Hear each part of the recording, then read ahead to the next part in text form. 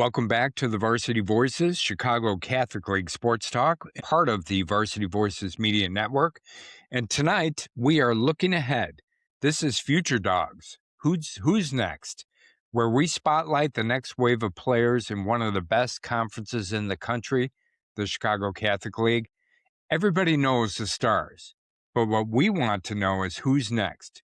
Who are the players about to break out?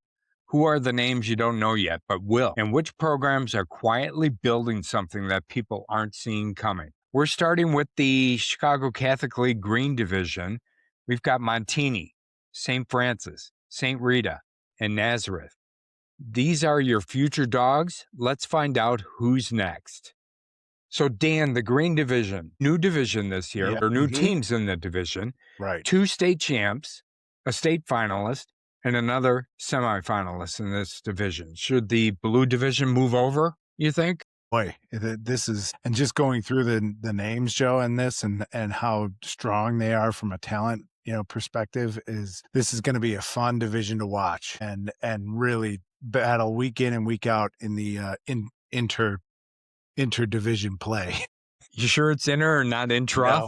No, I don't. Nope, we're still not sure on that. All right, I get it. Yeah. But, I figured we would just go through each of the teams, Dan. And like you, when I started looking at the teams in the Green Division here and thinking that maybe some of these teams have got to rebuild after such an outstanding year or last couple years, and they've got some of their stars graduating. But what I came away with the majority of the teams is that there's no rebuilding in the Chicago Catholic League or in this division. They are all just kind of reloading. Reload. Yep. Yes. Yeah, they're loaded with talent. They've got great coaches, which attracts more talent. Great history also attracts talent. So yeah, it's a good spot to be in if you're one of these 4 programs. Yeah, it is. And the first one I wanted to talk about, Dan, was Montini. They're definitely not rebuilding. They are reloading. And before I started looking at some of this, I thought maybe they've got to rebuild a little bit, but no. That's not what I came away with. I don't know if it is what you came away with or not, but I mean, they've got Izzy Abrams. We know that. So they are set there. They've got a superstar, a quarterback. They've got 2 of the wide receivers coming back and who made significant contributions last year in Luca Florio as well as Damasio Ortegon, right? Yeah. Yep. Yeah. So, they're solid there from a standpoint of quarterback, getting the ball to some wide receivers. One of the things I was not concerned about, but I was interested to see with Montini was who are they going to have to replace some of the offensive linemen and defensive linemen that they lost. What I found out pretty quickly, Dan, is they've got 3 guys that got significant playing time last year and are going to be significant contributors this year. And I don't think there's going to be much of a drop off. If anything, I think they may be even better, if that's something we can say. So you've got Gavin Erickson, right? Right. 6'5", 275, all conference, getting all sorts of interest and offers. I think he's the Compton lineman rated right now for 2027 in the state of Illinois. Yeah, it's either him. I've also seen Luke Injaychuk, his in the same division within the Catholic League as listed as number 1. Yeah, and Gavin Erickson, really good run blocker, guy who plays through the echo of the whistle, a pretty good understanding of what pass rushers' moves are and how to pass block and do it aggressively. I mean, and he's 6'5", and I'm going to say only 275. Right. He's going to be a monster as he puts on some weight and gets stronger, Yes. and he's a wrestler on top of it. So, and like a state finalist, I don't know if he was a state champion or not, but I think he finished 3rd or 4th. Yeah. In the heavyweight division. Yeah. Those guys always know leverage, so they know what they're doing when it comes to people trying to use different techniques against them. So yeah, it doesn't surprise me that he's getting the looks he is, and he's a returning all conference guy. Yeah, and then you've got two other linemen. Now, they list them as offensive line, defensive line. Montini, I mean, they don't have huge numbers. So I think a lot of these guys end up going both ways. Not all of them, but some of them. But again, you've got, let's see, Namari Anderson, The who's conference. a conference, right? 6'3", 275. He'll be a senior next year coming back. And then you've got Mike Lombardo as well. 6'2", 280, center, played center and some guard as well. So, Transfer, right? Transfer student, right? I'm not sure. I I think think he's a transfer from St. Viator. okay. Yeah. But, think about lining up those three guys on your offensive line. Great start. It's not a bad start, It's a great right? start. Yeah, it really is. Yeah. So, when you think about the only thing I don't know about Montini this year is who's going to run the ball for him, right? They've been really balanced, obviously, because they've got Izzy Abrams and able to throw the ball all over. But you would think they'd get the protection they need, right? With these three guys, these three linemen. I'm just not sure. I wasn't able to see who might be next up as far as the running backs are concerned. Yeah, when you've got linemen like this, and Lombardo and Erickson and, man, is it Hunter? No, Lombardo and Anderson and I had Hunter Erickson. Mancini too. I Okay. might I might not have that right. He's 6'5", 270. No. Yeah, so that's a throw a Yeah. fourth in there. All right. Yeah, Yeah. yeah, they're just so they are just really, really loaded. You know, this is one of those lines, Joe, that you and I could run behind right now. Right. Yes. So we were talking about maybe we got one or two good plays in us, Dan, Yeah. left. Yes. One. Yeah. One for me. Right. I don't know. This might be the line you want to run behind. Yes. So I've Yeah. always said I wanna play that uncovered guard, Yeah. I might not have to do anything on my one play, but Right. with this offensive line, yeah, give me the football. If you are looking to buy or sell a home, contact Remax Realtor and Circle of Legends recipient Christopher Cobb. Let Chris's extensive negotiating experience work to guide you on all of your real estate buying and selling needs. Contact Christopher now to discuss the right strategy for your personalized real estate buying and selling plan. His number is 630-420-0070, or you can visit his website at christophercobb.com. Yeah, me too. And, it's not just on the offensive side of the ball, too, because I do think some of these guys we just mentioned are going to play defense, too. We'll see how that kind of shakes out, once the season comes up. But, on the defensive side of the ball, they've got returning linebacker Johnny Louise, right? All Conference. conference linebacker. Yep. Johnny Big. Louise is also, Joe, huge baseball stud. Yes. Might be his primary sport, Yeah. and Yeah. he's a good one. Yeah, so they lose Santino Tenuta, but I have a feeling Johnny Louise will step right up and kind of fill the gap here. Um, they've also got last year as a freshman, Blake Pullman played defensive end for Montini. He was a Max Preps freshman All-American, 6'4", 240. He had 4 sacks, 85 tackles for loss. He was just a beast. We didn't mention him that much last year, considering we were talking about some of the other players on Montini, but he's coming back too. So you've got him, you've got Johnny Louise as well at linebacker. So it's not like the defense is going to be lacking either for Montini. No, good at Ben Evenson's back. I don't know. Did you if you mentioned Ben? I did not mention Dog him. No. winner, right? Yeah, Yeah, definitely a dog winner. dog Yep. winner. Yeah. So and Orlando Greco is coming back. So Mhm. we talked about him. I know a little bit last year, and you mentioned Blake Pullman. I saw him or first really noticed him in a playoff game, and I thought, who is this running around? And I looked and I thought that can't be right. He's a freshman. I mean, Yeah. really more than held his own. Played really well. And he's on a track to be a dominant player during his time at Montini. So already got great size. So, he's one of these guys that has a nose for the ball. He already uses his hands really well naturally. Had no hesitation about playing on varsity last year. You didn't notice it at all, that you wouldn't have never guessed that he was a freshman.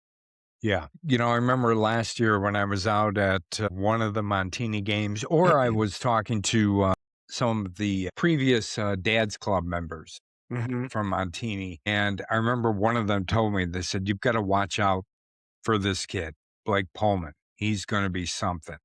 So sure enough, he had a good year, and I can't imagine what he's going to do over the next 3 years, right? Yeah. Yeah, he's got a really good career ahead of him for Yeah, sure. Joe, and a couple guys that I saw when looking through Montini, we I one of my thoughts was about their wide receivers.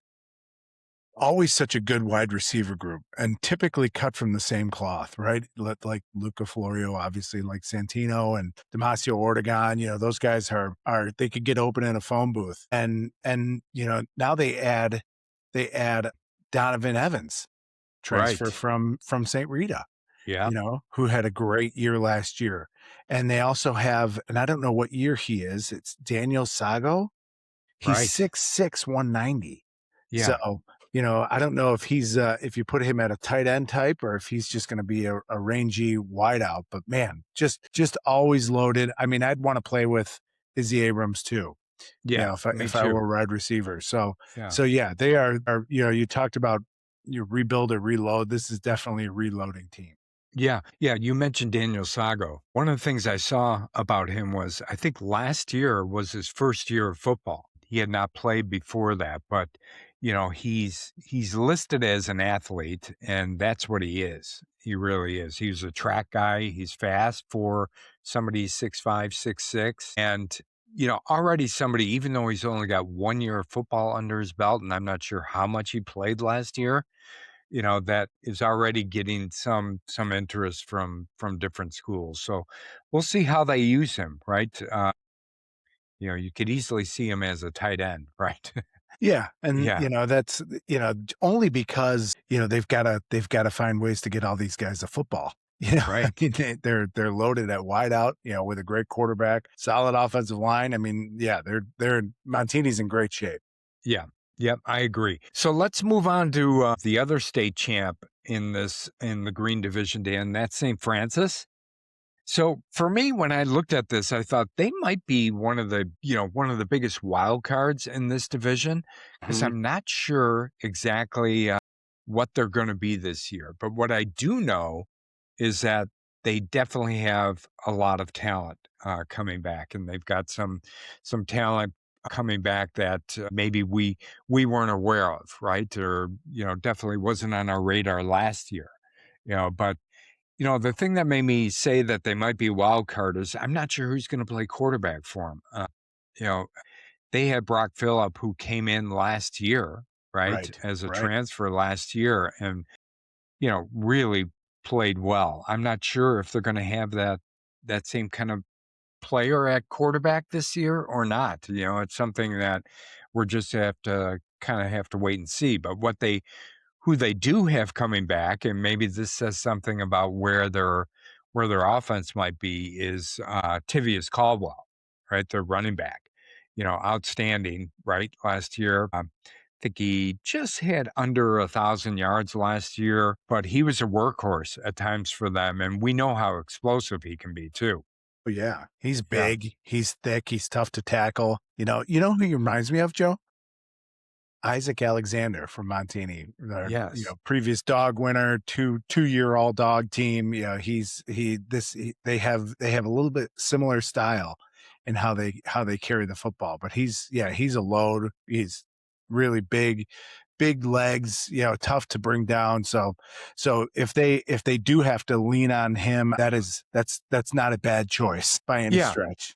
Yeah, and if you're looking at this team coming up, Dan, St. Francis, for this year, and you see Tivius Caldwell, and you think, okay, maybe we're not going to throw the ball or be as explosive as we've been in the past, but they've got a couple of really good linemen coming back as well, which might point to that. Hey, we're going to maybe run the ball a little bit more than we did last year. They've got, Matty Rubino, 6'2", 2'6", who was an all area player last year. I mean, when I did a little research and saw his name. I thought, I don't remember talking about him.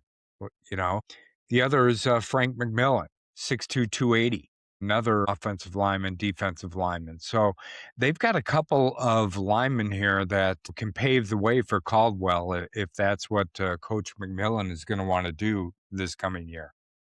Yeah, and they get a lot of great players back defensively, Joe, on the other side of the Right. ball. Yeah. Starting with James McGrath.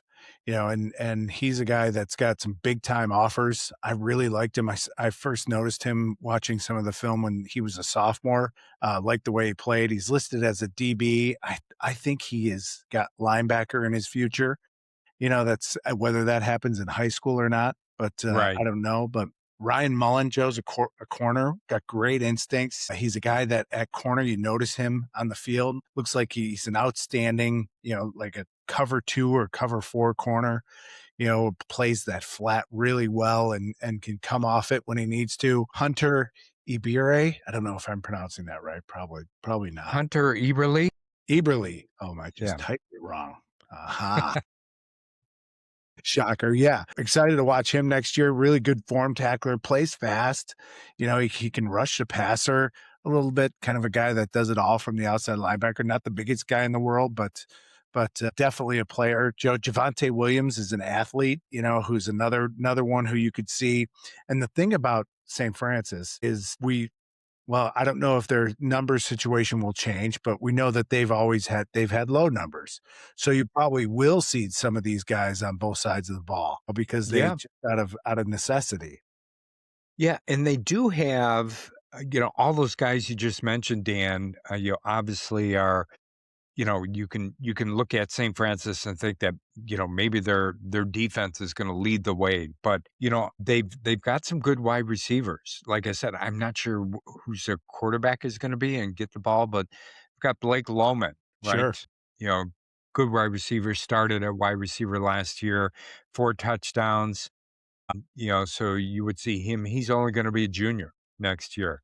And then they got a transfer in from Appleton North High School, Aliha Lili Valeri, going to be one of our favorite names this Yeah. year, Yep. right? Yep. Gonna have you say that one all the time. Right. Another wide receiver, who's only going to be a junior this coming year, 4.5 speed in the 40, punt returner, kick returner. So they've got some weapons on offense. It'll be interesting to see who they have there to get them the ball. And then, the other player I saw mentioned a fair amount, Dan, was their kicker, punter, Evan Kalinsky. Mhm. Good leg.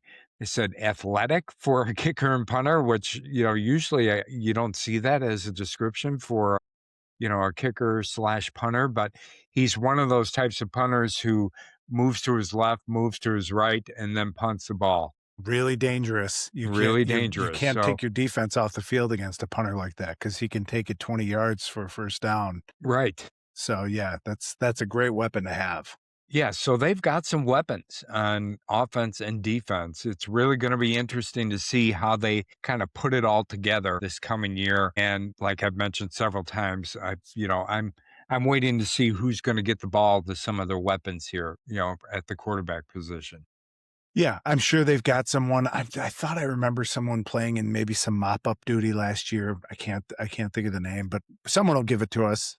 So Yes, yeah, someone will yep. for Make sure. sure, make Yeah, sure we find out who that is, and we'll make sure we add them to the list.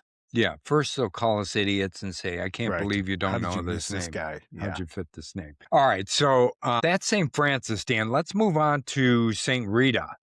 Right? So, runner up last year in 7A, losing the state championship to Brother Rice, right? yeah, In a good game, but a little bit overmatched against Brother Rice. But, St. Rita last year, and this is probably more me than you, Dan, but, I don't know why I was a little bit down on St. Rita. Maybe it was because of their start yeah, oh, yeah, last for year, sure. 4 or whatever it Yeah, was. yeah, Yeah, backs against the wall, but really showed that toughness over the rest of the season and yeah. came They're so back. well coached. Yes, so well coached. So I don't know, when I look at what St. Rita is going to be next year, and look at some of the players that they have. I mean, obviously, the first one that comes to mind is the transfer, right? That they got in from Romeoville, a top, I think top 10 in Illinois, maybe top 50 in the country, defensive lineman, defensive end, Ohimai Ozolula. Nice. Well done. Another good name, thank you. Yes. 6'5", 245. He's described as a game wrecker, right? He's got offers from every major program out there. All the Big Ten, the SEC, you name it, they are offering this kid. I mean, the ability to add a player like this to your defense, and who knows whether he'll play offense too or not, I'm not sure, but he's listed as a defensive end. But the ability to add a player like this to your team is just, that's just incredible as to what it's going to do for your team and for your defense, mostly as a whole. Yeah. And you saw what a great pass rusher did even in that state championship game. Brother Rice had 4 of them. Right. And what an edge rusher can do. And really that game wrecker is a great description, because if you have one of those, it is a huge deal. But Joe, you mentioned Ohiman Ozolua to, as far as the first guy we talk about, but the guy who I thought led that comeback last year after St. Rita started 0-4 was Brandon Johnson, the running back. Yes. Their mayor. season turned around. The mayor. Yes. Yeah. Yeah, we still don't know if he loves or hates that, but He hasn't weighed in on that yet, Right. but maybe we'll ask him to, Dan. yeah, All but right. once they started giving him the football on a regular basis, it Mhm. kind of it was a spark that it seemed like they needed. And just overall, they're so well coached.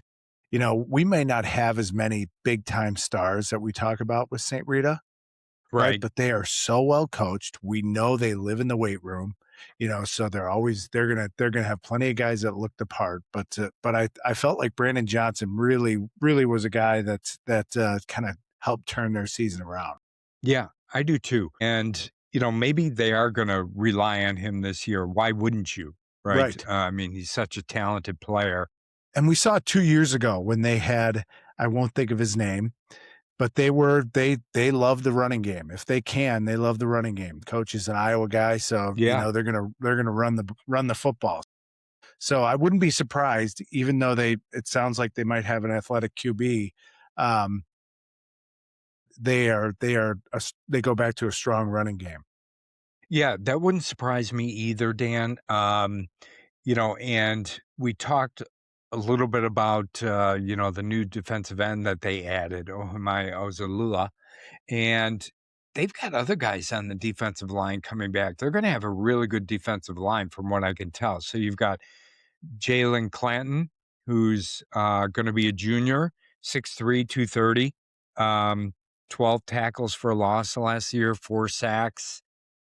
Another good player there. And then you also have Aiden Smith, a little bit smaller, 5'11", 220, but he's got a label on some of the stuff out there as far as one of the emerging pass rushers. And I watch a little bit of his film as well. And he moves well. He's got a nose for the ball. He's really diligent as far as where he's supposed to be on the field and what he's supposed to be doing. I mean, that's one of the things I noticed immediately when I looked at him. I thought, there's a guy who knows what he's supposed to be doing for the team on defense. And when he needs to make a play, he makes a play. He looks more like a linebacker to me, but and maybe that's where he'll end up. Who knows? But they got him at defensive ends. But I think from a defensive line standpoint, St. Rita's going to be in really good shape this coming year. And it's as far as that, if you have that kind of innate skill to rush the passer, you'd Mhm. think everyone would have that, right? That's not true. Yeah. If you have that skill and it just kind of comes naturally to you, that's pretty valuable. So if he's got that, strong ability, I would be surprised if they moved him. Yeah, me too. And, not just the defensive line, but Kyle Kaiser, safety, going to be a senior next year. But, he had a good year last year. We Yeah, didn't he was talk about good. him much at all, but 87 tackles, 11 passes broken up. He's also a punt returner. So there's another guy on the defense. And, a guy who's going to be a junior next year who's really getting a ton of, press, so to speak, and interest is Jack Shapendonk. Last year was sophomore, 104 tackles, 47 solos, 14 tackles for loss, an interception, forced fumble, a special teams touchdown. Wow. Right? That's filling Yeah, the stat sheet right there. it is 6'2", 210. Oh, yeah. Right? Good size, too. He's Yeah, going to be a good. junior? He's going to be a junior. Yeah. Yeah. So definitely somebody to watch there. But if you're looking at St. Rita and what they're going to do on offense, they've got to replace Armbruster at quarterback, right? You got to replace Walter Jones, outstanding wide receiver. Got your running back coming back that we talked about, Brandon Johnson. But they've got a couple of guys. I think we might see John Fennell. Not sure how you say that, who played a little bit last year in kind of mop-up duty, or if Armbruster needed a break, he played at quarterback, but they also got him at wide receiver. They list him at linebacker. So he's a guy who's a really good athlete and has played all over. So we'll see if he ends up at quarterback, but he's going to end up somewhere contributing on the field, right? Yeah, for sure. Yeah, those guys are so valuable, those do-it-all guys. And a lot of times you do see that. You have a really good young player that's a quarterback. You almost can't keep them off the field. Yeah, you'll see those guys play wide out all the time. They know the offense really well, obviously, and so you want to get them out on the field. Yeah, the other really good athlete they have, and I'm not sure where he will end up playing. I mean, I think they played him a little bit of wide receiver last year, maybe a little bit of tight end as well. And I think that's kind of where he's slotted in, is Brody Wantroba. Mm-hmm. So 6'2", 190, still growing. He's going to be a senior next year, but I think at the recent one of the recent camps that he got the award or the designation as one of the top tight ends for the camp. So he's a guy you got to watch out for too. He's a really good athlete, and if they've got somebody who can get some of these guys on offensive ball, watch out for some of these guys. Yeah, he's one of those guys that's, you can tell he's a do-it-all guy, team first, total hustler, can line up at 6 or 7 different positions. Will do whatever you ask, and he'll play them all well. Yes. All right. So the last team here, Dan, in the Green Division is Nazareth, right? And we've been talking about Nazareth for many years. Yes. It seems like. Pre-podcast, yes. They're always very talented. Loaded. What is interesting to me this year about Nazareth, and it's just because I don't know yet, is, we're going into the season, and there's time. I know that, but we don't know who their quarterback is going to be, right? We know their quarterback last year got significant playing time, transferred out, right? We don't know who really their wide receivers are going to be. I mean, in the past couple of years, we knew they have these 2-3 guys at wide receiver that are studs and going to play. So, I do find that interesting about Naz, is that there's some question marks, going into this. And maybe Coach Racky, if we interview him again before the season, he'll fill us in on this. But as of right now, I don't know who's going to play quarterback. I don't see who their stars are at wide receiver at this point. So it'll be interesting to see how this kind of plays out. What I do think is they're going to have an outstanding defense. Yeah, you may not be able to score against them. Yes, and they've got some really good offensive linemen too, right? Yeah, so. Yeah, we talked, Joe, a lot about, Luke and Jay Chalk at the offensive line, is a guy that gets a lot of attention. Obviously, Chris Kasky, we've mentioned a ton, a dog winner, right, all conference player. He is a superstar in the state of Illinois. Offensive lineman Christian Malachuk, defensive lineman, another guy getting a ton of attention. 16 sacks, all conference returner Will McGarry. Yeah. And then you can hand the ball off to Charles Calhoun, running back. So I mean, they are going to be in great shape. It's funny when we talk about this division and how good it is. The only returning quarterback is Israel Abrams. So Right. you're right about mentioning the quarterbacks and what that'll do. And I wonder what impact that will have, on how the season plays out. But starting with those guys, and that's just scratching the surface for Naz. I mean, it's unreal how many good players they have, and those guys are kind of the headliners. Because we've talked about them a lot, returning all conference guys, getting a lot of college attention. Yeah, and as a former coach and offensive line coach, that where things start, Dan, and it starts up front, right? And yeah, you can fill in around those guys up front, and they can make you look really good. I think I heard one. We got a comment, Dan, on one of our episodes or one of our clips we put out there where we said, "Would you rather have a elite quarterback or a dominant offensive line?" And the majority of the answers were, "I want a dominant offensive line." But the one comment that I really liked is it said, "Dominant offensive line is great deodorant for your team." It's good. I like Isn't that that too. good? Yeah. Yeah, Yeah, that is good. And I totally agree because, especially in high school football, if you've got a dominant offensive line, you can hand like we've joked, you or me the football and we can right. plow ahead for yards. Yeah. What I do like about Naz, and we mentioned how good they might be on the defensive side of the ball, is they've got Chris Kasky coming back, who's Yeah. stud, former Dog, right? Sure, he's going to be up for a Dog this coming year too. Yeah. But you know who we didn't mention last year? They had a sophomore playing on the other side, John Bukovac, and he had 10 sacks. And you said Will McGarry had 16 sacks, Yeah. right? Yeah. I mean, they're loaded They across the get after you defensive line. defensively They too. get after it, They right? definitely have a great scheme that highlights those guys that can rush the passer. They always have it always seems like they have a free rusher.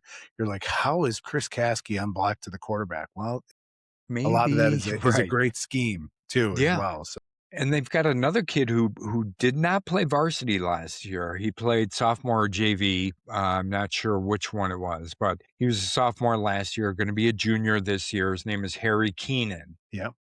They list him as a outside linebacker, tight end, 6'4", 185, so not huge, but he's got a really good frame and he can run. He had as listen to these stats as a sophomore last year. He had 4 interceptions, 2 defensive touchdowns, 9 sacks, 11 tackles for loss, 3 fumble recoveries, 55 tackles, and 1 receiving touchdown.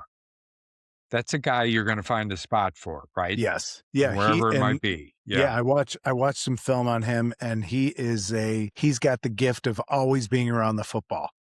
Yeah. He's just always right there. I mean, Mhm. some of the interceptions were like, tipped and up, it fell into Harry Keenan's hands. And then he's also a playmaker as well. Closes really fast.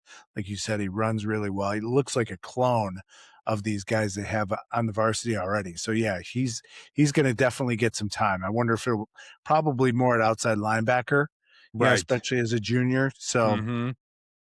just to get him on the field, but yeah, he's a player. Yeah, and they've got a DB, Kashmir Coleman, who is getting a lot of interest, attracted a lot of interest from different colleges. Now he'll be a senior next year. I think he also plays a little bit wide receiver, but he's already picked up some FS or FCS level, offers from different schools. 6'1", 180. He's got great size, right, for a DB, especially at that level in college. So another guy who's going to be a big contributor on the defensive side of the ball for Naz. And then you've got the Sakalis brothers. Got Henry and Hank. Henry is a safety. He's picked up offers from Army, Miami of Ohio, Toledo already. 6'4" safety, nickelback, Dan, with speed. So, anytime you're 6'4" and you hit and you've got some speed, you're gonna pick up some interest for sure. And his must be his twin. Hank, because same graduating class, 6'2", 220, plays more linebacker, a little bit of tight end. He's not necessarily your headline guy, but he's one of those kind of guys you play in different positions as kind of the glue, right, Yeah. for your team. Good size, versatile. I think he caught a touchdown pass in one of the last year's games as far as the playoff games was concerned. So, you've got those two brothers as well who, Yeah, so you're you know, mentioning some guys that you talked about the wide receiving core at Naz and how they've got to replace Jake Sestone and Trenton Walker, and you've got a couple candidates right there.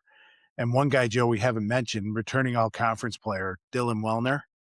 right. Could see Yeah. him maybe. I don't know if he's a wide receiver type, but you could see him out there as well. I mean, and he will hit you, and also really well coached. He's a guy that's always in the right spot, plays his butt off, and when he hits you, you feel it. So yeah, he's going to be another one to add to that defense, and a two-way player. We'll get some time at running back. Nazareth has used several running backs in the past, but if they feel like there's a deficit, perhaps Wellner, get some time at wide receiver. Right. Okay. Well, that covers the Green Division, Dan, and our future dogs. Who's next? Right? Man, Joe, is this loaded? I mean, is this a It's loaded loaded. division or what? Yes, that's what I said. At the beginning. Blue Division may have to move over a Yeah, bit. Yeah, yeah. At and make least, yeah, some just make make some some room room. for the Green Make some Division. room. Yep. Some elbow room. We're wedging our way in there, guys. Yeah. Right. All right, so that's a wrap on our future dogs. Who's next? CCL Green Division breakdown. Those are the names to know right now, because by next season, they won't be under the radar anymore. And if there's one thing we know about the Chicago Catholic League, there's always another wave coming. If we miss someone, and we know we did, drop their name in the comments. We want to spotlight as many players as possible, not just the stars. And this is just the beginning. We'll be back with more future dogs. Who's next episodes as we break down the rest of the league. Make sure you're following us on YouTube, Spotify, TikTok, and all the social platforms so you don't miss it. For Dan, I'm Joe, and this is the Varsity Voices. And now you know who's next.